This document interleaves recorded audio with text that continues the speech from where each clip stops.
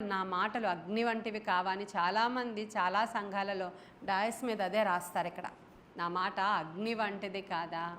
అయితే నిజంగానే అలా అగ్నిలా మిమ్మల్ని కాలుస్తుందా మరి ఆ మాట? వాక్యం వింటున్నప్పుడు మీ హృదయాలు మండుతున్నాయా? సరి అయిన బోధ అది. వాక్యాలు వింటున్నప్పుడు మీకు గుచ్చుకుంటుందా? అది సరి అయిన బోధ అది. వాక్యం వింటూ ఉన్నప్పుడు మనలో నుంచి నిజంగానే మన హృదయాలు రగులుతున్నాయా?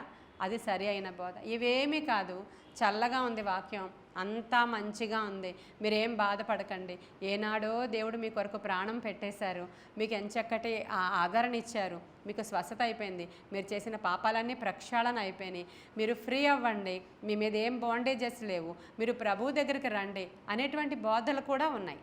అదంతా కూడా నిజమే, అది నిజమే. మన పాపాలన్నీ ప్రభువు సిలువలోనే కొట్టివేశాడు ఆయన, అదంతా మోసేశాడు ఆయన, శాపమంతా తీసేశాడు ఆయన, మనల్ని నిజంగా బాండేజెస్ నుంచి ఫ్రీ చేసేశాడు మనల్ని. మనమందరం మన భుజాల మీద ఏం బరువులు లేవు, భారం లేదు. సాతానికి సంబంధించిన రాజ్యవాసులం మనము కాము, చీకటి సంబంధికులము మనము కాము. అయితే నిత్య రాజ్యములోనికి వెళ్ళాలంటే ఏం చేయాలో కొన్ని విషయాలు దేవుడు చెప్తున్నారు. నేను పరిశుద్ధుడను గనుక మీరు కూడా పరిశుద్ధులుగా ఉండండి. మీలో ఉన్న మస్టంతా కూడా మీరు తీసివేసుకుంటేనే కానీ మీరు ఆయన వాడుకోవడానికి కానీ ఆయన యొక్క సన్నిధిలో నిలవడానికి కానీ అవసరమైన పాత్రలుగా మనము ఉండలేము అంటున్నారు.